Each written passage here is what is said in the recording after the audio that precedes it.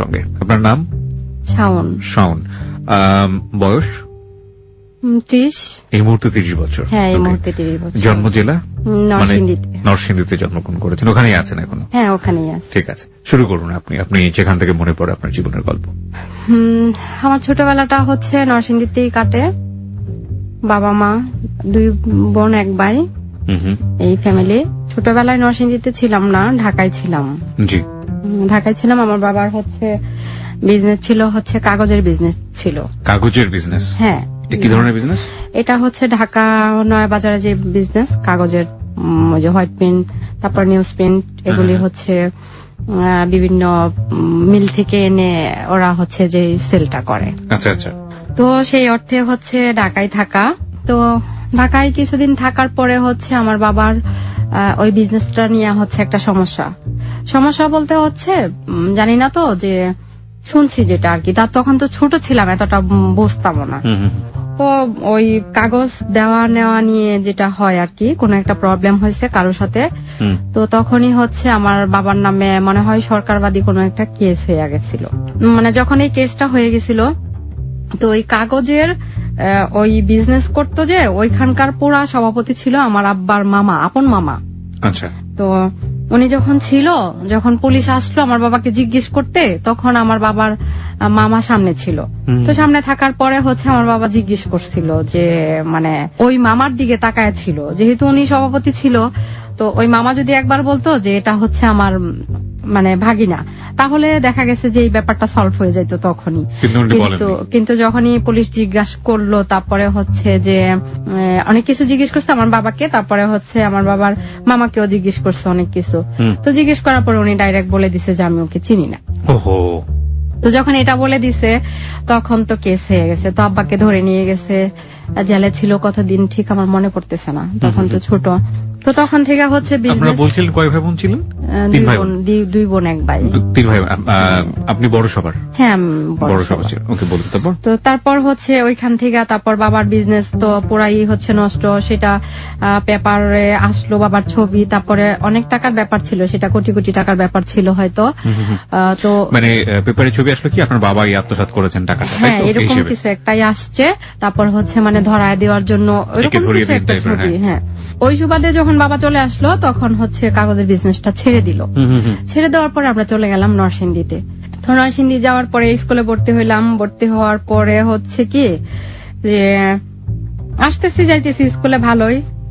আমার খালাতো বোন, আমার আপন খালাতো বোন আমাদের বাসায়, আমার আপন খালাতো বোনের আমাদের বাসা থেকে বিয়ে হয়েছে। মানে আমাদের বাসায় থাকতো না, বাট হচ্ছে আমার বাবাই সবকিছু দেখাশোনা করে ওকে হচ্ছে বিয়ে দিচ্ছে। খালাতো বোনকে? হ্যাঁ, খালাতো বোনকে। তো খালাতো বোনের বিয়ে হয়েছে। বিয়ে হওয়ার পরে ওদের বাসার পাশেই একটা ছেলে, সে আমাদের বাসায় ওই বিয়ে আসছে গেছে আমাদের বাসায়, সেই থেকেই হচ্ছে পরিচয় আমার সাথে। তো তখন অবশ্য আমি ক্লাস 7-এ পড়তাম, তো এত ভালো মন্দটা তো এতটা বুঝি নাই। দেখা গেছে যে মানে যেভাবে বলছে, যে যেরকম করছে ওই রকমই হয়তো মানে আগাইছি বা কথা বলছি ওই রকম। এরকম কথা বলতে বলতে তার সাথে আমার জাস্ট একটা ভালো একটা মানে সম্পর্ক। ছেলেটা কে ছিল? মানে ছেলেটা আপনাদের ওই সময়ের পাড়া প্রতিবেশী? হ্যাঁ, পাড়া প্রতিবেশী ছিল। ওই আমার খালাতো বোনের শ্বশুর বাড়ির পাড়া প্রতিবেশী ছিল। কি নাম ছেলেটার? ছেলেটার নাম হচ্ছে মাসুদ। তো এরকম ভালো একটা সম্পর্ক হয়েছে।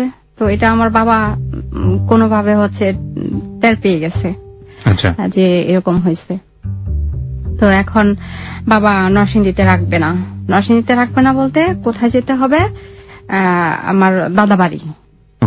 হ্যাঁ, তো দাদা বাড়িতে যাব। এখন আমরাও হচ্ছে যেতে যাচ্ছি না, যে ছোটবেলা থেকে এইখানে ওইখানে থাকছি, দাদার বাড়িতে যাব না। আর আমার মা আসলে বলতে গেলে যে তখনকার সময়ে হচ্ছে খুব সহজ সরল, মানে এখনো অনেকটা সহজ সরল ভাবে আছে। ওনাকে আপনি যেভাবে বোঝাবেন, যে যেরকম করে বোঝাবে উনি ওইরকম করেই হচ্ছে বোঝে আর কি। তো আমার মা ওইখানে আমরা যাব না, উনিও যাবে না। তো এরকম করে করে আমার বাবা এখানে থাকবেই না। তো নরসিংদীতে আমাদের একটা বাড়ি ছিল তখনই, ওই বাড়িটা আমার মাকে আমার নানা দিছে। তো তো ওই বাড়িটা বাবা বিক্রি করে দিবে, মানে এক পর্যায়ে আমার সাথে রাগ করে বিক্রি করে দিবে। আপনার সাথে রাগ করে মানে আপনি আমার সাথে, মানে এই যে ক্লাস 7-এ পড়ে মেয়ের কি অবস্থা, মানে এটা কি শুনতেছি। আচ্ছা, এখানে বাড়ি বিক্রি করে দিবে, বাড়িটা থাকলে এখানে আসা হবে, বাড়ি থাকবে না, আমরা এখানে আসবো না। তো আমার বাবা, আমার মাকে যেহেতু আমার নানা দিছে বাড়িটা, আমার মা খুব কষ্ট হয়েছে। এবং আমার মা হচ্ছে, আমার মায়েরা 6টা বোন, 6 বোনের মধ্যে সবার ছোট। তো আমার মা খুব আদরের ছিলেন, তাই আমার নানা আমার মাকে সেই বাড়িটা দিছিল। এখন আমার মায়ের খুব মন খারাপ যে আমার বাবা দিছে, আমার বাবা নাই, কিন্তু আমার বাবার একটা শেষ স্মৃতি, এটা বিক্রি করে দিবে। আচ্ছা, তো আমার মা রাজি না। এখন আসলে কি করা যাবে, আমার বাবা বিক্রি করবে, দেখা গেছে বিক্রি না করলে এটা নিয়ে হচ্ছে সমস্যা আরো সৃষ্টি হবে। আচ্ছা, তো সেই সুবাদে বিক্রি করে দিল। তো বিক্রি করে দিছে, আমার মার অনেক মন খারাপ। তখনই হচ্ছে জায়গা বাড়ি সহ মাত্র 2 লাখ টাকা বিক্রি করছিল বাড়িটা। তো চলে গেছে। এখান থেকে চলে যাওয়ার পরে কোথায় গেল? আমার দাদার বাড়িতে চলে গেলাম। দাদার বাড়ি কোথায় ছিল? দাদার বাড়ি নরসিংদী থেকে আশেপাশেই ছিল, ছিল না। ওকে। তারপর চলে যাওয়ার পরে এরকম স্কুলে আসতেছি, মানে যাচ্ছি, তো একদিন রাস্তায় ওই মাসুদের সাথে আমার দেখা। তো যখন দেখা হইলো, তখন আমি একটা রিক্সা দিয়ে, আমার বাবা এই রিক্সাটা ঠিক করে দিছে, রিক্সা দিয়ে সবসময় আসতাম যাইতাম। কিন্তু আমার মাথায় এটা ছিল না রিক্সাওয়ালাটা আমার বাবাকে বলে দিবে।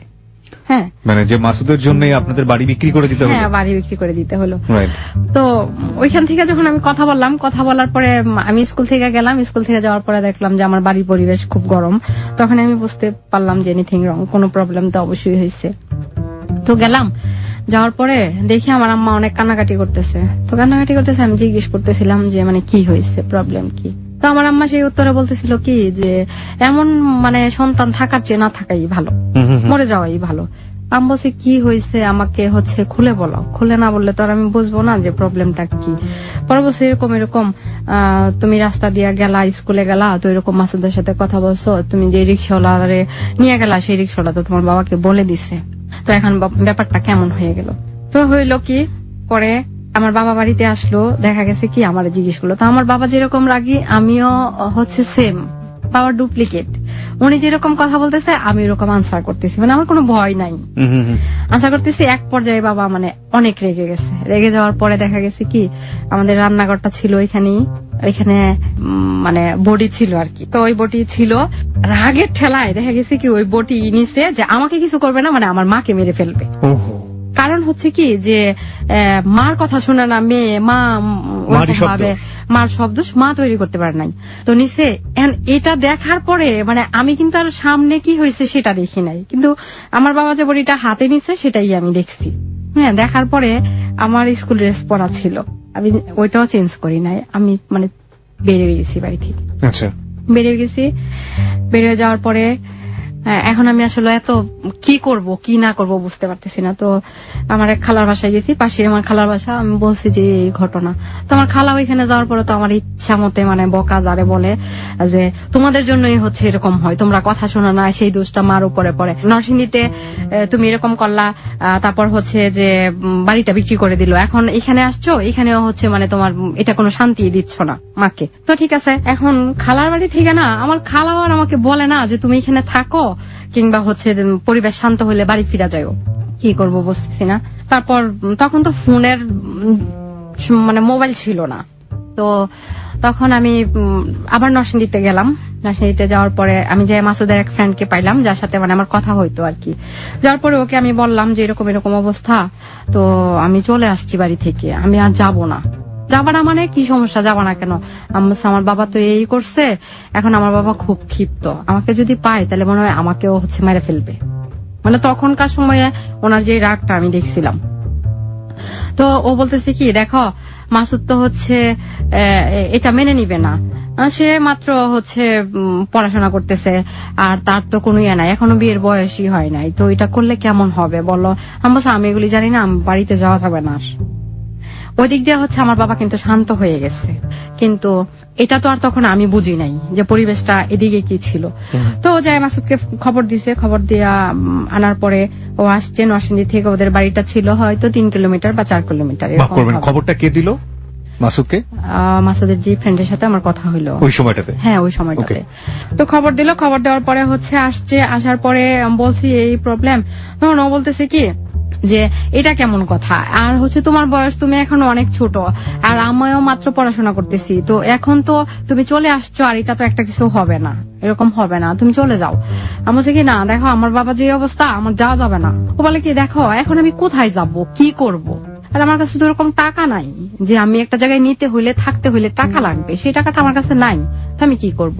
তো এখানে আরেকটা কথা বলতে হয় যে ওইখানকার মানে একজন পুলিশ ছিলেন, আমি ওনার নামটা নিতে চাচ্ছি না, সে ছিলেন ওই নরসিংদীর সদরের। তো ওই মাসুদের খুব ভালো ফ্রেন্ড ছিল, ও যায়া হচ্ছে কি ওনার কাছে বললো ব্যাপারটা এরকম এরকম হয়েছে। এখন ওই লোক তো আমার কাছে আসছে, ও পাঠাইছে, আসার পরে তো আমার খুব ধমকাইতেছে, হাই তুমি এখনো অনেক ছোট, চলে আসছো, চলে যাও, আমি নিয়ে দিয়ে আসবো তোমাকে। তো আমি করলাম কি, ওনার পায়ে ধরে মানে কান্নাকাটি করতেছি, না না আমার বাবাকে যেরকম দেখছি, মানে আমার মার দিকে গেছে, সম্ভব না আমার পক্ষে যাওয়া, আর আমি যাব না। আর যেটাই হয়েছে না হয়েছে, আমার বাবা কেন এরকম করলো। এটা কি বাড়ি থেকে বের হয়ে আসার কয়দিন পরের ঘটনা? যেদিন বাড়ি থেকে বের হয়েছে সেদিনেরই ঘটনা। হ্যাঁ, আচ্ছা। সেদিনেরই ঘটনা। তো যাব না, এখন তো এরকম কান্নাকাটি করতেছি। এখন ওই ভাই আবার বলতেছি কি যে দেখো মাসুদ, এটা তো হবে না, এখন ঠিক আছে, ও যেহেতু চলে আসছে, ও আর যাবে না, এখন তো কিছু একটা করতে হবে। আমি বলছি আমি কিভাবে যাব তাহলে? বলে কি তাহলে একটা কাজ করো, তোমাকে একটা হচ্ছে বোরকা দেই। ওই ভদ্রলোক আবার হিন্দু ছিলেন, তো বোরকা জোগাড় করে দেই, তুমি বোরকাটা পরে। তো মাসুদ আমাকে বললো কি ঠিক আছে, তুমি এখানে আধা ঘন্টা বসো, আমি যাবো আর আসবো। তো বাড়িতে গেল, ওর বাড়িতে গেল, ও আসলে কেন গেল জানি না, আবার ঠিক আধা ঘন্টা পরে মানে ফিরে আসলো। ফিরে আসার পরে তো আমি যেদিক দিয়ে যাবো ওদিক দিয়ে হচ্ছে নৌকা পার হইতে হবে।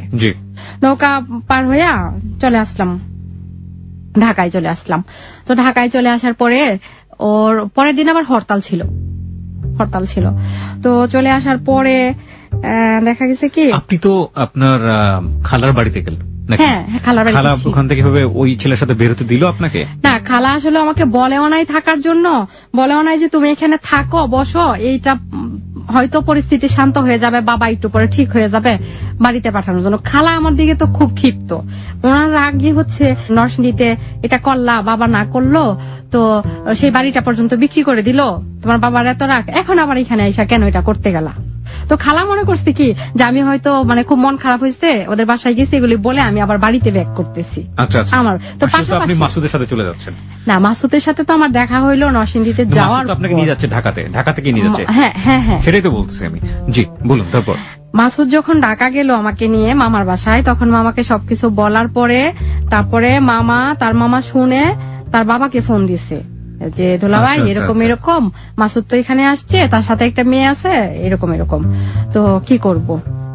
পরে ঘটনাটা বলার পরে তারপর মাসুদের বাবা জিজ্ঞেস করছে মাসুদের মামাকে যে তাহলে আমার ছেলে কোথায়, কালকে হরতাল। বুঝতে পেরেছি আমি তখন, মানে আপনার হচ্ছে হলো মাসুদের মামা বলেছে ওকে বের করে দিয়েছি, কিন্তু ওর বাবা বলেছে আসলে কালকে হরতাল, দেশের অবস্থা ভালো না, কেন আমার ছেলে, এরকম করে। তো বিয়ে হয়ে গেল। বিয়ে হয়ে গেল মানে? হ্যাঁ, ওরা হচ্ছে বিয়ে করায় দিল। মাসুদের মামারা আপনাদের বিয়ে করে দিল? হ্যাঁ, বিয়ে করায় দিল। এই সামান্য ঘটনাকে কেন্দ্র করে আপনি বাড়ি ছাড়লেন এবং বিয়ে করে ফেললেন? হ্যাঁ, বিয়ে করায় দিছে। তো কতদিনের সম্পর্ক আপনার ছিল? একটু থামবেন। সেটা মানে প্রেম যেটাকে বলে, ওটা কতদিন করলেন? এটা আসলে 1 বছর হবে। 1 বছরের মতো? হ্যাঁ, পুরোপুরি 1 বছর হবেও না, এতটা পুরো 1 বছর হবে না। আপনার চেয়ে বয়স ওনার কত বেশি ছিল? আমার চেয়ে ওর বয়স 10 বছর বেশি ছিল। 10 বছর? 10 বছর বেশি ছিল? হ্যাঁ। কি করতো তখন? ও তখন মাত্র ইন্টার করে ডিগ্রিতে। কোনো কাজকর্ম করে না? না, কিছুই করে না তখন। আচ্ছা, তারপর হচ্ছে এটা হয়ে গেছে, হয়ে যাওয়ার পরে ঢাকায় থাকলাম মিনিমাম হবে 5 মাস। এই সময়টাতে বাবা খোঁজ নিল না? পরিবারের লোকজন? আমার বাবা মা কেউ খোঁজ নেয় নাই, এবং আমার বাবা বলছে যে আমার মেয়েটা হচ্ছে মরে গেছে। আর আমার বাবার ছোটবেলা থেকেই খুব স্বপ্ন ছিল তার মেয়ে একজন ব্যাংকার হবে এবং সিএ কমপ্লিট করবে। ছোটবেলা থেকেই উনি হচ্ছে স্বপ্ন দেখতো। তো আমার বাবার হচ্ছে এত প্রপার্টি ছিল না, বাট তার 2 মেয়ে 1 ছেলেকে ভালো করে পড়াশোনা করাইছে, জাস্ট এইটুকুই আর কি। তো দেখা গেছে আমার বাবা মা খোঁজ নেয় নাই। 5 মাস ছিলাম ওইখানে। থাকার পরে 5 মাস পর মানে আর 5 মাসের ঘটনাটা আমি একটু শুনতে চাই। হ্যাঁ, 5 মাসের ঘটনাটা অবশ্যই। 5 মাস থাকলাম হচ্ছে মাসুদের খালার বাসায়। ওইখানটায় ঢাকায় যেখানে থাকতাম ওইখানে হচ্ছে মামার বাসা, খালার বাসা, ইভেন মাসুদের বাসা, তার বাবার 2টা বাড়ি আছে ঢাকায়, ওকে ওইখানেই আশেপাশে। ওকে ওদের রিলেটিভরা হচ্ছে সবাই একই সাথে, মানে বাড়ি দেখা গেছে পাশাপাশি, 1-2টা বাসা পরে এরকম আর কি। জি তো মাসুদের খালার বাসায় থাকতাম। তো খালার বাসায় থাকার পরে আমি একটা কথা এখানে না বললেই হবে না, তার একজন মামা ছিল, মামা মানে ডাকতো আর কি, ওই এলাকার ওইখানে স্থানীয় ছিল, উনি অ্যাডভোকেট ছিলেন। তো প্রতিদিন বাজার, তারপরে কি লাগবে না লাগবে সবকিছু হচ্ছে যে ওই মামা করে দিত, ওইখানে স্থানীয় ছিল, মামা করে দিত। আর মামা হচ্ছে মাসুদকে খুব আদর করতো, তো করে দিত মামা। তো চলে যাচ্ছে এভাবে।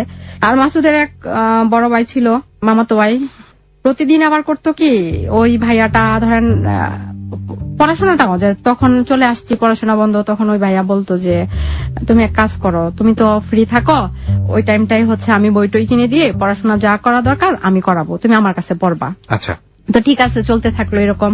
তো উনি আবার প্রতিদিন আমাকে 5 টাকার 2টা কয়েন দিয়ে যাইতো, যে মানে প্রতিদিন যেই রুমটাতে ছিলাম তখন হচ্ছে টিন শিট বিল্ডিং ছিল, ওইরকম ভালো ছিল না, মাত্র কোন রকমে করছে। তো ওই ঘরের উপর থেকে কিভাবে জানি উনি ফেলতো, 2টা কয়েন ফেলতো। তো আমি প্রতিদিন রুমে গেলেই দেখতাম যে 5 টাকার 2টা কয়েন ওখানে থাকতো। তো থাকলে বলতো কি যে এই টাকাটা হচ্ছে তুমি জমা করে রাখবা, কখনো হয়তো কাজে লাগবে, আমার তো আর এত ইনকাম সোর্স নাই, আমি তোমাকে খুব বেশি দিতে পারবো না, কিন্তু যেটা দিচ্ছি হয়তো তোমার কাজে লাগতে পারে, তুমি জমায় রাখবা। তো গেল এরকম চলতেছে 5 মাস। যাওয়ার পরে একদিন এদিকটা হচ্ছে মাসুদের বাবা, মাসুদের মামা মামি, তারপরে খালা খালু সবাই হচ্ছে কি একদিন সন্ধ্যাবেলা, সেটা 3 মাস থাকার পরে, 3-4 মাস থাকার পরে একদিন মাসুদকে তার মামার বাসায় ডাকলো, তুমি আসো। তো মাসুদ গেল, তার মামা খালাতো ভাই যে 2টা থাকতো বাসায়, ওই 2 খালাতো ভাই গেল। মানে পুরা আমার মনে হচ্ছে কি যে তাদের ফ্যামিলির যতগুলি লোকজন আছে, আত্মীয় স্বজন, সবাই একটা জায়গায় বসছে। তো আমি এটা জানি না, আমাকে বলা হয় নাই ফার্স্টে যে কেন তাকে ডাকছে। জি তো যাওয়ার পরে ওইখানে অনেক রাতে আসছে, প্রায় হবে 3টা বা 4টার দিকে আসছে, সকাল মানে ভোর হয় ওইরকম। তো আমি আসার পরে জিজ্ঞেস করলাম কি তুমি মামার বাসায় গেলা, কি হইলো, আমি একা বাসায় থাকলাম, মানে কেন তোমাকে ডাকছে? তো দেখি কি চুপ করে আছে, খুব মোড অফ। তো আমি জিজ্ঞেস করলাম যে তোমার আসলে প্রবলেমটা কি হয়েছে? পরে বলতেছে কি যে আমার কোনো প্রবলেম নাই। আমি বলছি না, কোনো একটা সমস্যা তো হয়েছে, তুমি আমাকে খুলে বলো। তারপর সে বলছে যে আমাকে সব আত্মীয় স্বজনরা বলছে যে তোমার বয়স এখনো অনেক কম, আমার তো ইনকাম সোর্স নাই কোনো কিছু, আমি মাত্র পড়াশোনা করতেছি, আর আমাদের যে ফ্যামিলি, আমার বাবা মেনে নিবে না, আমাকে বলছে কি তোমাকে ডিভোর্স করে দিতে, সেই ব্যবস্থাটা ওরা করে দিবে।